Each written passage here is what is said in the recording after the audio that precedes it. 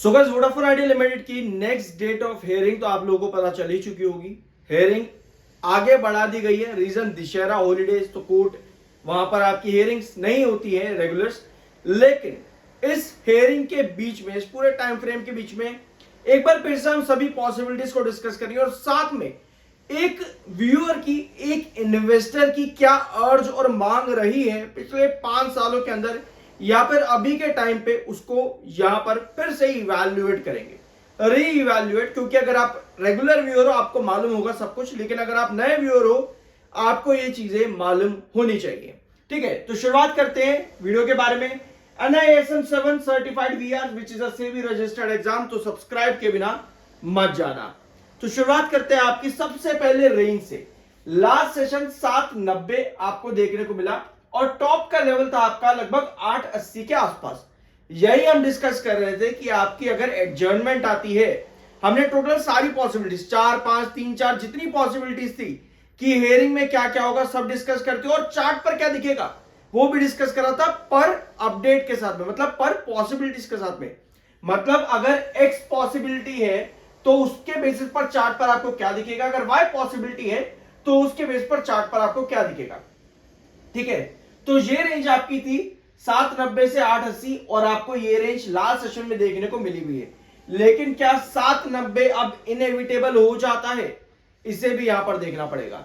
ठीक है, अब आते हैं आपके टेक्निकल्स पे। लास्ट वीडियो के अंदर हमने डिस्कस किया था कि आपका MFI 90.6 का है, RSI 73.3 का है, ये बेयरिश टेक्निकल है।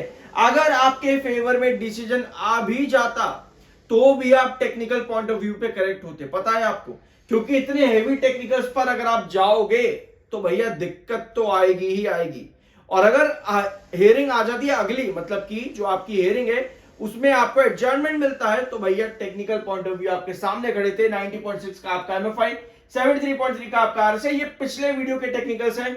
लेकिन 8% के फॉल के बाद में आपकी टेक्निकल्स काफी करेक्ट हो गए हैं। 75.3 का आपका MFI, 56.1 का आपका RSI, neutral plus bearish technical, जो दोनों ही आपके RSI MFI पिछले सेशन के अंदर, यानी कि पिछले वीडियो में जो हमने डिस्कस किया था बेयरिश थे, वो अब आपके बेयरिश प्लस न्यूट्रल हो चुके हैं, काफी हद तक करेक्ट हो चुके हैं। ठीक है, ये चीज आपके पास में है। अब आते हैं आपके अगले पॉइंट पे। कंपनी ने Q2 के डिस्क्लोजर यहां पर दे दिया है कि कंपनी के Q2 की जो ट्रेडिंग विंडो आती है वो क्लोज हो चुकी है। इसके बारे में कंपनी ने यहां पर बता दिया है, कुछ खास नहीं है इस अपडेट के बारे में। बट अब सबसे जरूरी चीज, पहले मैं सोच रहा हूं आपके साथ कमेंट डिस्कस कर देता हूं, ठीक है, उसके बाद बाकी चार्ट्स वगैरह पे आएंगे।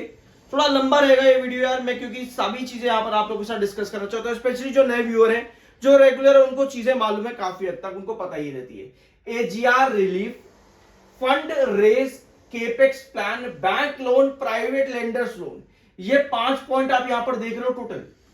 अगर आप एक बड़ी आप पहली बात आप ये अपने दिमाग में खुद से सोचो कि आप वोडाफोन आइडिया लिमिटेड में कर क्या रहे हो। सबसे पहले आप ये सोचो, अगर आप वेट कर रहे हो कि भैया कोर्ट से मुझे कुछ मिल जाए, क्या मिलेगा आपको कोर्ट से? आपको कोर्ट से क्या मिलेगा? एक बार तो ये समझने वाली चीज है कि आपको कोर्ट से क्या मिलेगा।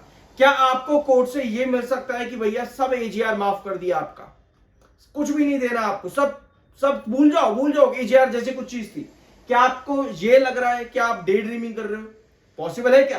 कमेंट बॉक्स में बताना। फंड रेस, कंपनी बार बार कह रही है कि भैया आज करेंगे फंड रेस, अगले महीने कर लेंगे, 2 महीने बाद कर लेंगे, अगले साल कर लेंगे, नहीं आ रहा भैया, नहीं आ रहा। अगर आता भी है फंड रेस, ध्यान से सुनो, तो मार्केट एक्सपर्ट्स बीच में रोड़ा बन के आ जाते हैं। मार्केट एक्सपर्ट्स कहते हैं कि भैया इतने से कुछ नहीं होने वाला, भाई तेरा वोडाफोन आइडिया इतने से कुछ नहीं होने वाला, और बड़ा इस फंड रेस को, तो वहां दिक्कत है। बैंक्स कह रहे कि भैया गवर्नमेंट गारंटी देगी तो लोन देंगे, वहां से गारंटी नहीं आ रही है। केपेक्स प्लान कंपनी का 26 के अंदर खत्म हो रहा है, मतलब 2026 फाइनेंशियल जो आपका है वहां खत्म हो रहा है, तो उसका वेट करना पड़ेगा। प्राइवेट लेंडर से बातचीत चल रही है, लेकिन तारीख क्या होगी फंड की पता नहीं उसका। तो इतने सारे सवाल हैं, इस बीच में इन्वेस्टर आते हैं वोडाफोन आइडिया लिमिटेड के अंदर, डे ड्रीमिंग करते हैं। अभी तो एक कमेंट था भैया, कहता 1500 रुपए चला जाएगा।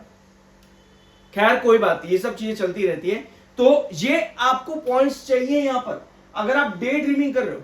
अब क्या चीजें यहां पर हमारे पास और हो सकती हैं, अभी हम यहां पर आते हैं आपके कमेंट पे। ठीक है, अभी आते हैं आपके कमेंट पे, जो कि बहुत जरूरी चीज है यार ये सब। एक इन्वेस्टर को सब मालूम होना चाहिए, एक इन्वेस्टर को सब चीजें मालूम होनी चाहिए कि वो कर क्या रहा है। ठीक है, ये है आपका कमेंट। यहां पे ये कमेंट मैंने मनी कंट्रोल से लिया है। मेंशन है यहां पर, what will happen if honourable supreme court set aside the agreed, यहां पर एग्रीमेंट तो भी नहीं है, वो एग्रीमेंट नहीं कहेंगे, ऑर्डर ऑफ 9400 करोड़, जो कि अभी आपका यहां पर हेयरिंग चल रही है जिस पर, and for spectrum amount the payment time extend to 20 years, what it will it be positive for Vodafone Idea, kindly share your views. ठीक है, अब एक इनका सवाल है व्यूअर का, मतलब व्यूअर का नहीं, इनका मनी कंट्रोल पर सवाल था, इन्होंने किससे पूछा होगा, तो हम इसको यहां पर डिस्कस कर रहे हैं। ऑल्दो ये सभी चीजें मैं आपके साथ पहले भी कई बार डिस्कस कर चुका हूं। ठीक है, वोडाफोन आइडिया में अगर जो डॉट ने अमाउंट ऐड किया है और ये सेट असाइड कर दिया जाता है, और कोर्ट कहता है, यहां पर गवर्नमेंट कहती है कि भैया आप 20 साल का टाइम पीरियड ले लो, जैसे जैसे आपको लगे इतने इतने इंटरेस्ट के साथ हर साल आप पेमेंट करते चले जाओ। ठीक है, इन्होंने दो चीजें आपके सामने यहां पर रखी। अब अगर मान लेते सुप्रीम कोर्ट ने सेटिसाइड कर भी दिया जो अभी डॉट ने अमाउंट ऐड किया है, तो क्या वोडाफोन आइडिया एक रेंज को पकड़ेगा। आपको पता है वो रेंज क्या हो सकती है, 850 790, यहां से उठ करके आपका नेक्स्ट लेवल क्या आता है, रेस्ट्रिक्शन 940, वहां तक उठ के चला जाएगा। उसके बाद क्या, उसके बाद क्या, ये अमाउंट अभी ऐड किया गया है, हमें इस पर कोई दिक्कत नहीं थी, ना ही ये अमाउंट अभी तक दिख रहा था, अभी ऐड हुआ है, थोड़ी बहुत तेजी बन सकती है। ठीक है, थोड़ी बहुत तेजी, जो आपके लेवल्स आते हैं 850 का आपका रिस्ट्रिक्शन है, वहां से 940 का रिस्ट्रिक्शन तक चला जाएगा। चार्ट हमने डिस्कस किया था पिछले वीडियो के अंदर, तो ये पॉसिबिलिटी आपकी हो जाती है। अगला सवाल इनका आता है कि भैया 20 साल का एक्सटेंशन मिल जाता है कंपनी को, वोडाफोन आइडिया लिमिटेड को, कितने टाइम पीरियड के अंदर इंटरेस्ट हिसाब जो भी आपका बनता है उसके हिसाब से स्पेक्ट्रम चुकाते चले जाना, अपना एजीआर चुकाते चले जाना। एजीआर की बात है, स्पेक्ट्रम की नहीं है, एजीआर टोटल जो भी लोन, जो भी कर्जा है, जो कुछ भी है, चुकाते चले जाना 20 साल के अंदर।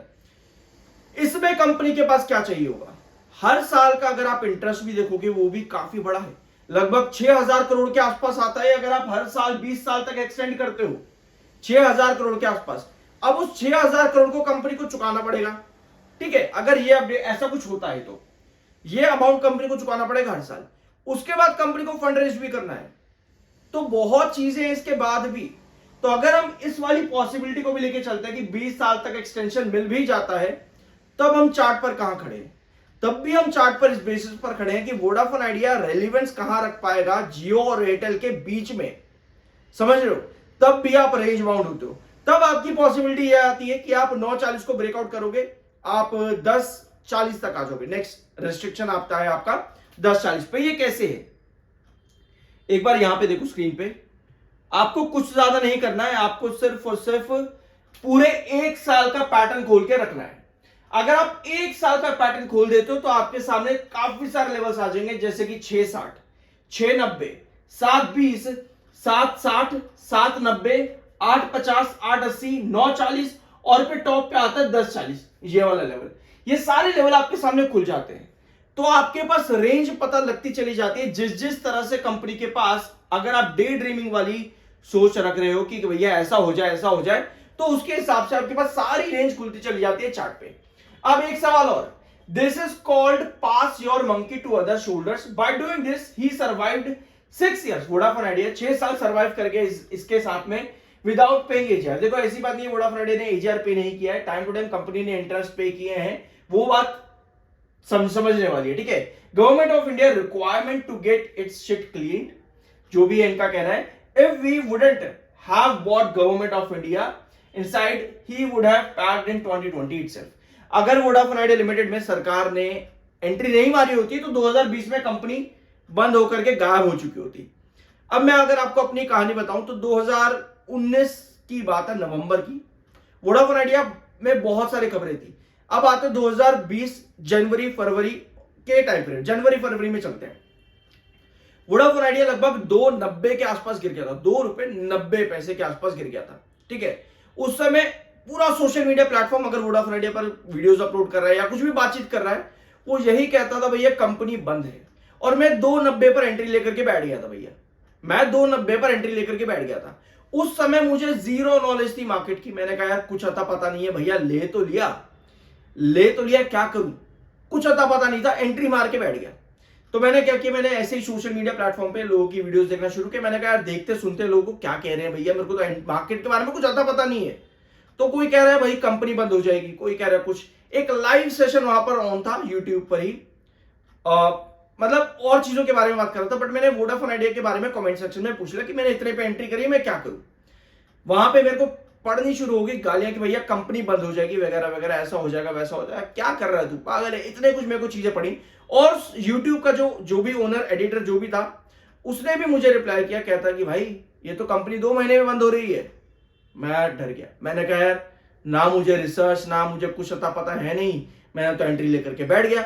तो मैंने क्या किया, मैंने कहा यार इतने पढ़े लिखे तो हम हैं ही, ठीक है, NISM सर्टिफाइड तो हम आज हुए हैं, ठीक है ना, NISM सर्टिफाइड तो हम अभी हुए हैं, लेकिन एटलीस्ट हम एडवोकेट तो पिछले 3-4 साल से हैं। एडवोकेट तो इतनी नॉलेज, इतनी पढ़ाई लिखाई तो हमने कर रखी है कि हम अपना रिसर्च कर सकते हैं ना। तो मैंने कहा भैया इतनी पढ़ाई लिखाई कर रखी है, मैं इन्हें क्यों सुन रहा हूं, चलो रिसर्च करते हैं, देखते हैं कि ये सही कह रहा है या कुछ और आए अपने आप में बोल रहा है कुछ भी। तो मैंने किया रिसर्च, मैंने सुना कि हाई कोर्ट की एक हियरिंग आने वाली है, तो मैंने कहा चलो ठीक है, इस हियरिंग में कुछ अच्छा होता है तो वेट कर लेते हैं। मैंने किया वेट, मैंने सब चीजें अच्छी तरह से ढूंढी, मैंने कहा क्या चल क्या रहा है कंपनी के अंदर, मैंने एंट्री तो मार ली, कंपनी में हो क्या रहा है, मैंने सब चीजें देखी और मैंने कहा रुको, यहां पर एक पॉइंट निकल कर आ सकता है, और वही पॉइंट निकला हाई कोर्ट के अंदर से, और मेरी एंट्री थी 290 के पास में, और मेरा एग्जिट पॉइंट गया लगभग 10:30-11 के आसपास। सोचो अगर हम सोशल मीडिया प्लेटफॉर्म्स पर अपने डिसीजन लेने लगे। अब मैं ये पॉइंट क्यों रख रहा हूं, एक चीज और सुनो। अभी मेरे पास एक कमेंट आया कि सर प्रीमियम ग्रुप ज्वाइन करना है, क्या फीस है आपकी, क्या चार्जेस है, मुझे बता दो, मैं देने को तैयार हूं। मैंने कहा नहीं भैया, मेरा काम चलता है नॉलेज रिसर्च, आपको सीखना है तो आप आओ, वरना नहीं भैया। कहते कि भैया बाय सेल जो बताओगे मैं वही करूंगा, मुझे कुछ नहीं पता। मैंने कहा भैया सीखना है तो बताओ। तो कहते कि नहीं सर मैं खुद से नहीं कर सकता, मुझे आप ही बताओ। मैंने कहा भाई मैं नहीं कर सकता, आप किसी और से पूछ लो जाकर के। लोग क्या करते हैं, रिसर्च ही नहीं करना चाहते, लोग समझना सीखना ही नहीं चाहते, बस लोग ब्लफ में जी रहे हैं कि भैया ऐसा हो जाएगा तो वैसा हो जाएगा। अब वीडियो को यहीं पे थोड़ा सा एंड करेंगे जल्दी से जल्दी, और भी कुछ चीजें तो मैं आपके साथ डिस्कस कर देता हूं फटाफट से। तो चार्ट को आपको यहां पर पूरा 1 साल का खोल करके देख रहे हैं तो आपको सारे लेवल्स नजर आने शुरू हो जाएंगे। जिस तरह से हम यहां पर मार्क कर रहे हैं काफी लंबे टाइम से, आप भी कर सकते हो, बहुत आसान है, ज्यादा मुश्किल नहीं है, ठीक है। तो उन पॉसिबिलिटीज को जो अभी हम यहां पर सब डिस्कस कर रहे थे, डे ड्रीमिंग हो या कुछ भी हो, उन सभी को इन चार्ट्स के ऊपर आप रखना शुरू करो। जैसे 6:60 पर हम कपड़े रख रहे थे, 7:20 पर हम कपड़े रख रहे थे, वैसे ही अब अगर गिर रहा है तो यहां से कितनी गिरावट, क्या 7:90 पर स्टेबल होगा, क्या 7:90 पर स्टेबल होगा, उसके लिए पॉसिबिलिटी आपकी क्या है। एक ग्रीन कैंडल का फॉर्मेशन आया है, इस ग्रीन कैंडल के अंदर 7:90 के आसपास आपका लो था, 7.90 पे आपका लो बना था।